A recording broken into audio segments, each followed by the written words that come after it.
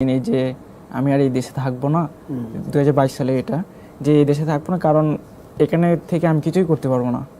মানে এখানে সবচেয়ে বেশি প্রায়োরিটি হচ্ছে গভর্নমেন্ট জব। গভর্নমেন্ট জবে যে পরিমাণ দুর্নীতি হয় সেখানে অলরেডি সেই আমি অলরেডি ফেস করে আসলে আমি অলরেডি মনে হয় 15-20টা পরীক্ষা দিয়ে এখানে 4-5টাতে ভাইভাও ফেস করে আমি বুঝে ফেলছি যে এখানে আমার পসিবল হবে না জব করা। তখনই আমার মাথায় ঢুকে পড়ে যে তাহলে আর এই দেশে থাকা যাবে না, যেভাবে হোক আইএলটিএসটা কমপ্লিট করে বাইরে মুভ করতে হবে। তখন আমি ট্রাই করি, চট্টগ্রাম ইউনিভার্সিটি চান্স পাওয়ার পরও আমি ওখানে অ্যাডমিট হই নাই।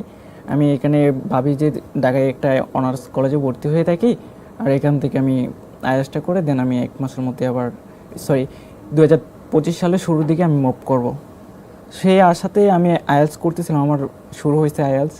তার মানে দেশের বাইরে মানে যাওয়ার জন্য তোমার সকল রকমের প্রস্তুতিও তুমি ছিল, সেটা মায়ের দিক থেকে এবং তোমার ইচ্ছার দিক থেকেও।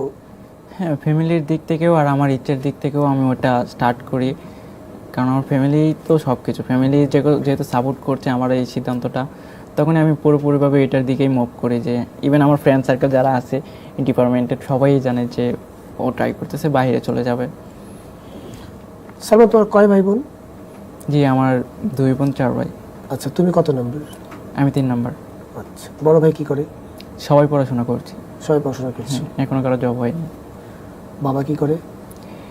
আব্বু ছোটোখাটো বিজনেস আছে আমাদের বাসায়, এই আমাদের এলাকায়, ওটাই করে।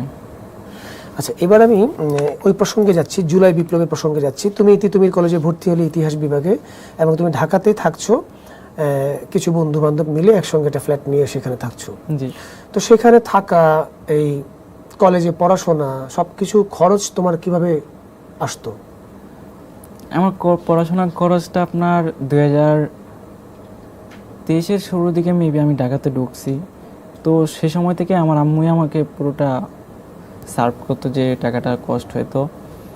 তো মান্থলি আমাকে 10,000 করে টাকা দিত, যে সেটা দিয়ে একটু চলার করার জন্য। তখন আমি ওই 10,000 টাকার উপরই ডিপেন্ড করে আমার চলার চেষ্টা করতাম। আর পাশাপাশি আমি টিউশনের জন্য ট্রাই করতাম, যদি একটা টিউশন পাওয়া যায় তাহলে আমি এক্সট্রা আর একটু ভালোভাবে লিড করতে পারবো লাইফটা। আমি যতদূর জানি তুমি পাশাপাশি একটা পার্ট টাইম চাকরিও করছিলে। এটা শেষের দিকে দেখা কয়েক মাস যাওয়ার পর আমি বুঝতেছি যে না, আমার একটা কোনো কিছু করার দরকার। তখনই আমি ইন্টেনশন দিয়ে যে একটা পার্ট টাইম জব করা যায় কিনা, যেহেতু টিউশন পাওয়াটা ওই রকম অ্যাভেলেবল টিউশন পাওয়া যাচ্ছে না, তখন আমি ট্রাই করি একটা পার্ট টাইম জবের জন্য। তখন একটা পার্ট টাইম জব নেই, পার্ট টাইম জবের দিয়ে 2-2.5 মাসের মতো করা হয়েছিল। আচ্ছা, মানে তুমি চাকরিটা ঠিকঠাক মতো পেয়ে গেলে। কোথায় জব করতে? এটা বসুন্ধরাতে, রেসিডেন্সিয়াল এরিয়াতে, স্পার্ক এফএনসি লিমিটেড। আচ্ছা আচ্ছা, জুলাই বিপ্লবে তোমার অংশগ্রহণটা কিভাবে শুরু হলো সেটা একটু জানতে চাই। জুলাই বিপ্লবে অংশগ্রহণটা শুরু হয় আপনার ওই আমার আগের যে ক্ষোভ ছিল, বারবার চাকরি পরীক্ষা দেওয়ার পর, বারবার রিটেন ভাইভাতে অ্যালাউ হওয়ার পর আমার জব হয় না। কেন হয় না সেই প্রশ্নটা আমার আদৌ আছে, ইভেন এখনও থাকবে। কেন হয়নি, কেন, আমার রিজনটা কী ছিল? এতবার মানে রিটেনে অ্যালাউ হওয়ার পর, ভাই অ্যালাউ হওয়ার পরও বারবার আমাকে বাদ দিচ্ছে কেন? এই প্রশ্নটা আমারও আছে।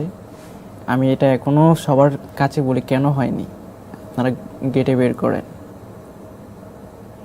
সেই তো, তুমি প্রত্যেকটা পরীক্ষায় তুমি সর্বোচ্চ নাম্বার পেলে, এবং এটার কোনো মানে অদ্ভুত রকমের একটা কারণ, যে কারণের ব্যাখ্যা আমরা জানি না, আমরাও জানতে চাই। সেটা একটা ক্ষোভ ছিল, কিন্তু তারপরে তুমি বলছিলে যে জুন থেকে যেই বিচ্ছিন্নভাবে যে আন্দোলনের দানাগুলো বেঁধে উঠছিল, সেখান থেকে তোমার মনে হইল যে তোমার ভেতরে যে ক্ষোভটা, সেই ক্ষোভটা নিয়ে এই যে এখন যে আন্দোলনটা তৈরি হচ্ছে, এর সাথে তোমারটা সংযুক্ত হলো। হ্যাঁ, এক্স্যাক্টলি। তুমি সেখানে সামিল হলে। প্রথম কোথায় সামিল হলে? আবু সাইদ ভাই যখন আপনার 16 জুলাই এই আমাদের এই কোটা, প্রথমে তো আমাদের কোটা আন্দোলন ছিল, ওই কোটা আন্দোলনের জন্য আমরা ন্যায্য পাওনা, ন্যায্য দাবিটা আমরা সরকারের কাছে চেয়েছিলাম, বিদায় তারা আমাদের উপর গুলি চালায়। যার জলজন্ত উদাহরণ ছিল আবু সাইদ ভাই, সেই আন্দোলনের জন্য নিজের জীবন